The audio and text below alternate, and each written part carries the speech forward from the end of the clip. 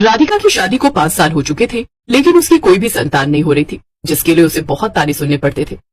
एक रोज वो बाजार में सब्जी खरीद रही थी। भैया, ये टमाटर कैसे दिए? आपके लिए बिल्कुल फ्री है। राधिका हैरान हो गई। क्यों भैया, मुझे आप फ्री में टमाटर क्यों दे रहे हैं? मैं आपको बहुत पहले से जानता हूँ, आप एक बाज औरत हो, इसीलिए आप पर तरस खाकर मैं फ्री में टमाटर दे रहा हूँ। इतने में आसपास के लोग राधिका को पहचान गए और उसे बांझ बांझ कहकर चिढ़ाने लगे। ये देखो, बांझ औरत सब्जी खरीद रही है। अगर मैं इसकी जगह होती तो शर्म के मारे बाहर ही ना निकलती। अरे ओ बांझ औरत, घर से बाहर निकलना बंद कर दे, वरना हमारी बहू बेटियों पर गलत असर पड़ेगा। कहीं वो भी तेरा चेहरा देखकर बांझ ना बन जाए। इस तरह सभी लोगों के ताने सुनकर राधिका परेशान हो गई और बिना कोई सब्जी लिए वहाँ से चली गई। सब्जी वाला और बाकी सभी लोग उसे जाता हुआ देखकर हंसने लगे। वहीं दूसरी तरफ शाम को जब उसका पति विवेक घर लौट रहा था, तो रास्ते में सभी उसे चिढ़ाने लगे। ये सब सुनकर विवेक को बर्दाश्त नहीं हुआ और उसे बहुत गुस्सा आ गया। वो उन लोगों से लड़ाई झगड़ा करने लगा और उन्हें मारने पीटने लगा। मारपीट करके वो घर लौटा। बेटा, तू लोगों की बातों को इग्नोर कर दिया कर। ये जनता है ही ऐसी।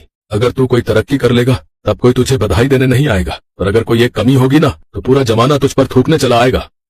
हाँ बेटा, लोगों की बातों पर ध्यान मत दे। मुझे लगता है बहू में ही कोई कमी है। तू ऐसा कर, दूसरी शादी कर ले। इतने में उसकी बहू ने ये सब सुन लिया और उनके पास आकर बोली, माँ जी, ऐसा जरूरी तो नहीं कि कमी मेरे अंदर ही हो सकता है विवेक के अंदर कोई कमी हो। इसका मतलब ये तो नहीं कि मैं दूसरी शादी कर लूं। इस तरह राधिका और उसकी सास की बहस होने लगी, लेकिन राधिका के ससुर ने उन दोनों को चुप कराया और वो लोग सो गए। अगली सुबह राधिका के पेट में बहुत तेज दर्द उठा। वो बहुत तेज तेज चीखने लगी। मेरे पेट में बहुत दर्द हो रहा है।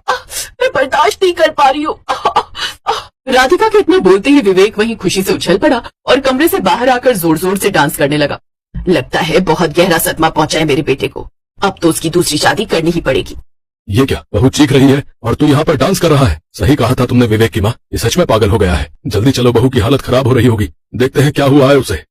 वो लोग राधिका के कमरे में गए तो उन्होंने देखा कि उसने एक बच्चे को जन्म दिया था। उन लोगों ने तुरंत डॉक्टर को बुलाया और डिलीवरी के बाद जो भी दवाइयां और इंजेक्शन लगने होते हैं उसे लगाए गए। अब समझ में आया आप लोगों को कि मैं क्यों डांस कर रहा था? विवेक के इतना बोलते ही उसकी माँ ने उसे एक थप्पड़ चढ़ा।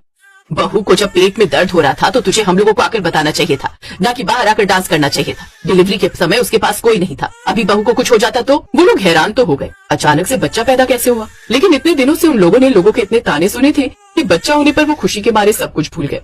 इस तरीके से सारा घर खुशियां बनाने लगा। लेकिन अगली सुबह फिर से उसके पेट में दर्द होने लगा। विवेक, कुछ कीजिए, मेरे पेट में फिर से दर्द हो रहा है। मैं अभी डॉक्टर को फोन करता हूँ। अभी कल ही तुमने एक बच्चे को जन्म दिया है ना, तो हो सकता है इस वजह से दर्द हो रहा हो। विवेक ने फिर डॉक्टर को बुलाया, लेकिन डॉक्टर के आने से पहले ही राधिका एक और बच्चे को जन्म दे चुकी थी। ये सब देखकर उसके घर वाले हैरान हो गए। अरे ऐसा कैसे हो सकता है? अभी कल ही तो तूने एक बच्चे को जन्म दिया था, आज फिर से कम 9 महीने तो लगते हैं ना दूसरा बच्चा पैदा करने में। राधिका के पास उसकी सास की बातों का था, इसलिए वो चुप थी। लेकिन तीसरे दिन फिर से उसके पेट में दर्द उठा और उसने फिर से एक बच्चे को जन्म दिया। अब बात बहुत बढ़ गई थी, क्योंकि कुदरती रूप से तो ऐसा होना संभव नहीं था। उसकी सास ने बहू पर खूब गुस्सा किया। देख बहू, अब तू सच सच बता कि आखिर मामला क्या है। इस तरह रोज रोज बच्चे पैदा करती रहेगी तब तो हमारे घर में लाइन लग जाएगी बच्चों की। माँ जी, लगता है आपको सारी सच्चाई बतानी पड़ेगी। राधिका कुछ दिन पहले की बात बताने लगी, जब लोगों के ताने सुनकर राधिका एक दिन अपनी सहेली के पास गई थी। दिव्या, तेरी शादी को सिर्फ 2 साल हुए और तेरे 2 बच्चे हो गए, पर मेरी शादी के 5 साल बीत गए। मेरी एक भी संतान नहीं है। लोग मुझे 5-5 कहकर चिढ़ाते हैं। इतना सब कुछ हो गया राधिका, और तू मुझे अब बता रही है? तुझे पहले बताना चाहिए था ना। मेरे पास इसका इलाज है। राधिका को दिव्या की बात सुनकर थोड़ी सी राहत महसूस हुई। देख दिव्या, अगर तू किसी डॉक्टर के पास मुझे ले जा रही है तो उससे कोई फायदा नहीं, क्योंकि हम दोनों ने बहुत हॉस्पिटल के चक्कर लगा लिए पर कोई फायदा नहीं हुआ। अरे नहीं, मैं एक तांत्रिक को जानती हूँ। कहते हैं वो हिमालय की गोद में ही रहे बचपन से। कहते हैं उनके पास हिमालय की ऐसी ऐसी जड़ी बूटियां हैं कि किसी का भी बांझपन 1 सेकंड में खत्म हो सकता है। अब राधिका ने अपने ससुराल में कहा कि वो कुछ दिनों के लिए मायके जा रही है। उसने अपने ससुराल में झूठ बोला और मायके का बहाना लगाकर अपनी दोस्त दिव्या के साथ हिमालय की वादियों में उसी तांत्रिक के पास पहुंच गई। ओम भद्रकाली जय काली कलकत्ते वाली, तेरा वचन न जाए खाली। जैसे वो दोनों तांत्रिक के पास पहुंची, बाबा, अब आप ही मेरी जिंदगी का एक सहारा बचे हो। राधिका ने सारी बात उस तांत्रिक को बताई।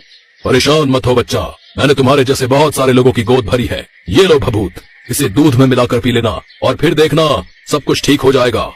बाबा, मुझे बहुत प्यास लगी है, क्या पानी मिल सकता है? हाँ, क्यों नहीं, यहाँ का पानी भी प्रसाद है। आप दोनों यही बैठो, मैं हिमालय की गोद से जो नदी बहकर जा रही है वही का शुद्ध पानी भरकर तुम्हारे लिए लाता हूँ। जैसे ही तांत्रिक पानी लेने गया, राधिका ने वहाँ पड़ी ढेर सारी भभूत चुरा ली। थोड़ी देर में बाबा पानी लेकर आए। पानी पीकर वो लोग वापस आ गए। राधिका, तूने बाबा की यहाँ चोरी कर ली? ऐसा क्यों किया तूने? भगवान के दरबार में कोई चोरी नहीं होती, प्रसाद समझकर मैंने उठा लिया। इस तरह राधिका ने दूध पिया और हर दिन उसके बच्चे होने लगे। अब धीरे धीरे उसके 6 बच्चे हो गए। माँ जी, मैंने सोचा था कि मेरे अंदर बांझपन बहुत ज्यादा है, इसीलिए थोड़ी सी भभूत से कुछ नहीं होने वाला, इसलिए मैंने सारी भभूत उठाई और एक बार में गटक गई। अब जल्दी से हमें उन तांत्रिक बाबा के पास चलना पड़ेगा, वही इसका उपाय बता सकते हैं, वरना ऐसे तो एक साल में 365 बच्चे पैदा हो जाएंगे। वो लोग पूरे परिवार के साथ उस तांत्रिक बाबा के पास गए। राधिका ने सारी बात तांत्रिक को बताई। कोई बात नहीं बच्चा, बच्चे तो गलतियां करते ही हैं। ये भभूत मेरे सामने खा लो, सब ठीक हो जाएगा। और अगर पानी पीना है तो ये रखा है, मैं यहाँ से उठकर नहीं जाने वाला। सभी लोग हंसने लगे। माँ काली और बाबा जी का आशीर्वाद लेकर वो सब वापस आ गए और खुशी खुशी रहने लगे।